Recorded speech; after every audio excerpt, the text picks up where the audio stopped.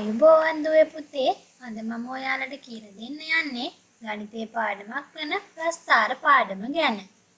ප්‍රස්ථාර ගැන කතා කරනකොට රූපික ප්‍රස්ථාර සහ තීර ප්‍රස්ථාර කියලා කොටස් දෙකක් තියෙනවා.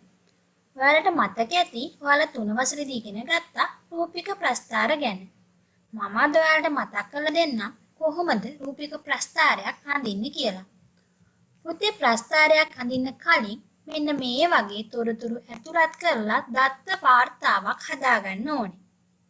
මේකෙදි මම සිංහල, ගණිතය, ඉංග්‍රීසි, පරිසරය දෙමළ කියන විෂයන් පහට කැමති සිසුන් ගණන ඇතුළත් කරලා තමයි මේ වගුව හදලා තියෙන්නේ. අපි බලමු මේ වගුව ආධාර කරගෙන කොහොමද රූපික ප්‍රස්ථාරයක් අඳින්නේ කියලා. මුලින්ම පුතේ ප්‍රස්ථාරය සඳහා සුදුසු මාතෘකාවක් ඇතුල් කරන්න ඕනේ. ඒ සඳහා මම යොදා ගන්නවා සිසුන් කැමති විෂයන් කියලා. ඊළඟට පුතේ මේ සිසුන් ගණන දිහා බලලා වැඩිම සංඛ්‍යාව මොකක්ද කියලා අපි බලන්න ඕනේ.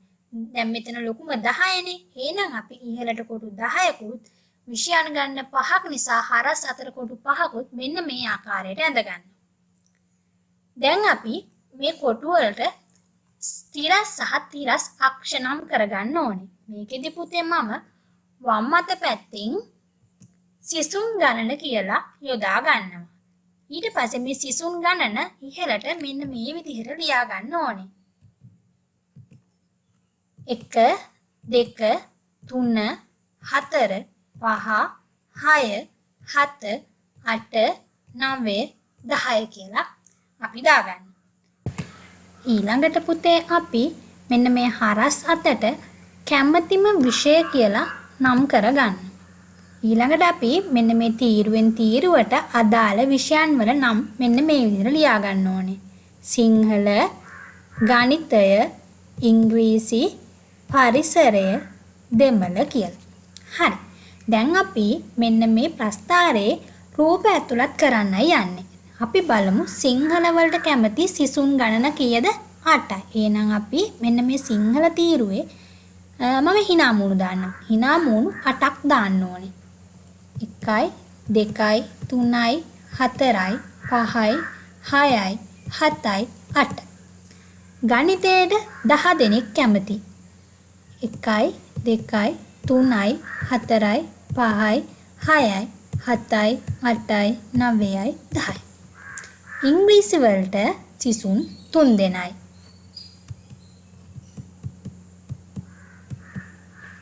පරිසර විෂය සඳහා 6 දෙනෙක් කැමති. 2 3 4 5 6. දෙමළ විෂය සඳහා සිසුන් 3 දෙනෙක් කැමති. මෙන්න මෙහෙම තමයි පුතේ තොරතුරු වගුව ඇතුළත් කරගෙන රූපික ප්‍රස්ථාරයක් හදන්නේ. දැන් ඔයාලට තේරෙන්නේ නැතිනේ රූපික ප්‍රස්ථාරයක් අඳින විදිය. එහෙනම් දැන් මම ඔයාලට කියලා දෙන්න යන්නේ මේ දත්ත ටිකම ඇතුළත් කරලා කොහොමද තීර ප්‍රස්ථාරයක් අඳින්නේ කියලා. තීර ප්‍රස්ථාරයක් අඳිනකොටත් පුතේ මෙන්න මේ ආකාරයට තොරතුරු ඇතුළත් කරලා දත්ත වගුව සකස් කරගන්න ඕනේ. අපි දැන් බලමු මේ තොරතුරු ඇතුළත් කරලා කොහොමද තීර ප්‍රස්ථාරයක් අඳින්නේ කියලා. මුලින්ම අපි තීර ප්‍රස්ථාරයක් අඳින්නත් මාතෘකාවක් යොදා ගන්න ඕනේ. ඔන්න මම ඒ සඳහා යොදා ගන්නවා සිසුන් කැමති විෂය කියලා. මේකෙත් කොටු ජාලාව අඳින්න කලින් බලනවා වැඩිම සංඛ්‍යාව 10 නිසා මම තීර ප්‍රස්ථාරයේදී කොටු 11ක් ඉහළටත් විෂයන් ගණන 5ක් නිසා මම කොටු 10කුත් මෙන්න මේ ආකාරයට ඇඳ ගන්නවා. මේකෙදි මම කොටු 5ක් වෙනකොට 10ක් යොදාගත්ත පුතේ මොකද තීර ප්‍රස්ථාරයකදී කොටුවක් මෙහෙම තීරුවක් ඇර තීරුවක් තමයි පාට කරන්නේ. ඒ නිසා තමයි දෙක දෙක වෙන විදියට කොටු 10ක් යොදාගත්තේ. ඊළඟට මම මේකේ වම් අත පැත්තෙන් සිසුන් ගණන කියලා යොදා ගන්නවා. හරස් අතට මම කැමති විෂය කියලා මෙන්න මේ විදිහට යොදා ගන්නවා. මෙන්න මේ සිසුන් ගණන කියන පැත්තෙන් අපි දැන් මේ කොටු ඉහළට මේ ආකාරයට නම් කරගන්න ඕනේ. 0 1 2 3 4 5 6 7 8 9 10 11. ඊට පස්සේ හරස් අතට මම මෙන්න මෙහෙම තීරුවක් ඇර තීරුවක් විෂයන් යොදා ගන්නවා. සිංහල බලන්න මුල්ම තීරුව අපි යොදාගන්නේ නැහැ. ඊළඟට සිංහල ලිව්වා. මෙන්න මේ තීරුව ඇරලා තමයි ගාවට අපි මෙතනින් ගණිතය කියලා දානවා. තීරුවක් ඇරියා ඉංග්‍රීසි පරිසරය දෙමළ. බලන්න පුතේ ඔයාලට පේනවා ඇති මෙන්න මේ සිරස් අතර ඊතලයකුත් තිරස් අතර ඊතලයකුත් තියෙනවා. ඒකෙන් කියන්නේ පුතේ අපිට ඉහළට තව කොටු ලබා ගන්න පුළුවන්. මේ අතටත් අපිට තව කොටු ලබා ගන්න පුළුවන් කියලා. දැන් අපි බලමු කොහොමද මේ සිසුන් ගණන ඇතුළත් කරලා මෙන්න මේ විෂයන් සම්පූර්ණවන්නේ කියලා. සිංහල වලට පුතේ ළමයි 8 දෙනෙක් කැමති. එහෙනම් අපි මෙන්න මේ සිංහල තීරුවේ මෙන්න මේ සංඛ්‍යාව බලලා 8ක් මෙන්න මේ විදිහට පාට කරනවා. 8 දෙනෙක් කැමති. හරි. ගණිතය සඳහා 10ක් කැමති. හරි. ඉංග්‍රීසි විෂය සඳහා 3 දෙනයි මෙන්න මේ 3ක් නේ. පරිසර විෂයට පුතේ 6 දෙනෙක් කැමති. දෙමළ විෂය සඳහා 3 දෙනෙක් කැමති. ඔන්න දැන් අපි අපේ තීර ප්‍රස්ථාරය සම්පූර්ණ කළා. එහෙනම් පුතේ ප්‍රස්ථාරයක් අඳිනකොට මුලින්ම අපි ඒ ප්‍රස්ථාරයට සුදුසු මාතෘකාවක් යොදා ගන්න ඕනේ. ඊට පස්සේ නිවැරදි විදියට කොටු වැඳ ගන්න ඕනේ. තීරස් සිරස් අක්ෂරයේ විදියට නම් කර ගන්න ඕනේ. ඊට පස්සේ ඒ තීරු නිවැරදි ආකාරයට ඇඳලා පාට කරන්න ඕනේ. ඊළඟට අපි බලමු පුතේ මේ වගේ ප්‍රස්ථාරයක් අපිට ලබා දුන්නාම ඒ ඇසුරින් ගොඩනැගෙන ප්‍රශ්නයකට පිළිතුරු ලබා දෙන්නේ කොහොමද කියලා. බලන්න මම මුලින්ම ලබාගත් තොරතුරුම ඇතුළත් කරලා මෙන්න මේ විදිහට ප්‍රස්ථාරයක් ඇඳලා තියෙනවා. මේ ප්‍රස්ථාරය ඇසුරෙන් පුතේ මෙන්න මේ වගේ ප්‍රශ්න කීපයක් අහනවා. අපි බලමු කොහොමද ඒවට උත්තර දෙන්නේ කියලා. පළවෙනි ප්‍රශ්නය. සිසුන් වැඩි දෙනෙකු කැමතිම විෂය කුමක්ද? දැන් මේ ප්‍රස්ථාරය දිහා බලන්නකෝ. අපිට බැලුව බැලමට පේනවා ඉහළටම ගිහිල්ලා තියෙනවා මෙන්න මේ නිල් පාට තීරුව. මොකක්ද ඒ විෂය? ගණිතය විෂය. එහෙනම් වැඩිම සිසුන් පිරිසක් කැමති විෂය තමයි පුතේ ගණිතය විෂය. දෙවෙනි ප්‍රශ්නය. එම විෂය සඳහා සිසු කී දෙනෙක් කැමතිද? එහෙනම් මෙන්න මේ ගණිතයේ තීරුවේ පුතේ ඉහළටම ගිහිල්ලා බැලුවාම ඔයාලගේ අඩිරුල තියලා මේ හරස් අතර බලන්න තියෙනවා ඉලක්කම කීයද? 10 දෙනෙක්. ඔයාලට මේකේ කොටු ගණන් කරලා දාන්නත් පුළුවන්. ඊට වඩා අපිට පහසුයි ඉහළට ගිහිල්ලා මෙන්න මේ සිසුන් ගණන පැත්තේ ඉලක්කම කීයද කියලා බලලා දාන එක. තුන්වෙනි ප්‍රශ්නය. සිසුන් අඩු පිරිසක් කැමති විෂයන් මොනවද?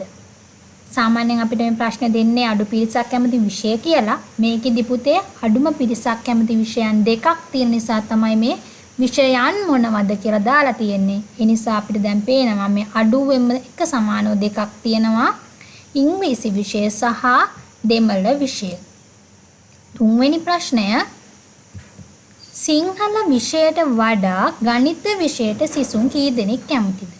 මේ සිංහල තීරුව මෙන්න ගණිතයේ තීරුව මෙන්න. එහෙනම් අපි මෙන්න මේ සිංහල තීරුවේ ඉහළට ගිහිල්ලා අපි තමන්ගේ අඩිරුල තියලා මෙන්න මෙහෙම මේ පැත්තට බලන්න. මෙතනින් ඉහළට කී දෙනෙක් ඉන්නවද වැඩිපුර? 1යි 2යි. එහෙනම් සිංහල වලට වඩා පුතේ ගණන් වලට දෙන්නෙක් කැමති. අපි මෙතන මේක තවත් විදියකට හදන්න පුළුවන්. ගණිතයේ විෂයට 10ක් කැමති, සිංහල විෂයට 8 දෙනයි කැමති. එහෙනම් පුතේ අපි 10න් 8ක් අඩු කරනවා. උත්තරේ 2යි. එහෙනම් දෙන්නෙක් තමයි ගණිතයට කැමති. ඊළඟ ප්‍රශ්නය. සමාන සිසුන් පිරිසක් කැමති විෂයන් මොනවද? සමාන ඒ විෂය සඳහා එකම ළමුන් පිරිසක් තමයි කැමති. බලන්න ඉංග්‍රීසි විෂයටත් සිසුන් 3 දෙනයි කැමති, දෙමළ විෂයටත් සිසුන් 3 දෙනයි කැමති. එහෙනම් සමාන සිසුන් පිරිසක් කැමති විෂයන් දෙක තමයි ඉංග්‍රීසි සහ දෙමළ විෂය. ඉංග්‍රීසි සහ පරිසරයේ විෂයන්ට කැමති සිසුන් අතර වෙනස කීයද? අපි සාමාන්‍ය පුතේ ඕනම දෙයක වෙනස හොයනකොට අපි දන්නවා අපි එක හොයන්නේ අඩු කරලා. එහෙනම් මෙන්න මේ ඉංග්‍රීසි විෂය තියෙනවා. ඉංග්‍රීසි විෂයට ඉහළට ගිහිල්ලා ඒකෙදින් ඔයාලගේ අඩිරුල තියලා බලන්න පරිසරයේ විෂය ඊට ඉහළින් කීයක් තියනවද? 1යි 2යි 3යි. එහෙනම් 3 දෙනෙක් කැමති. අපිට මේක තව ක්‍රමයකින් පුළුවන්. වැඩිම පිරිසක් ඉන්නේ පරිසරයේ විෂය නිසා 6යි. අඩුම පිරිසක් ඉන්නේ ඉංග්‍රීසි නිසා 3යි. 6න් 3ක් අඩු වුණාම 3යි. එහෙනම් වෙනස හොයන්න වැඩි සංඛ්‍යාවෙන් කුඩා පිරිස අඩු කරනවා. 6න් 3ක් ගියාම 3යි. අන්තිම ප්‍රශ්නය සිංහල සහ දෙමළ විෂයන් සඳහා කැමති සිසුන් ගණන කීයද? සිංහල විෂය. සිංහල විෂයට කීයක් කැමතිද? 8 දෙනයි. දෙමළ විෂය සඳහා කැමති 3යි. එහෙනම් පුතේ මේ දෙකටම කැමති සිසුන් ගණන හොයනවා නම් මෙන්න මේ 8යි. මෙන්න මේ දෙමළ විෂය සඳහා 3 දෙනෙක් කැමති 8යි 3යි අපි එකතු කරනවා. උත්තරය 11යි. එහෙනම් දැන් මගේ දුවලා පුතාලට තේරෙන්න ඇති කොහොමද ප්‍රස්ථාරයක් ඇසුරින් ගොඩනැගෙන ප්‍රශ්නවලට පිළිතුරු ලියන්නේ කියලා.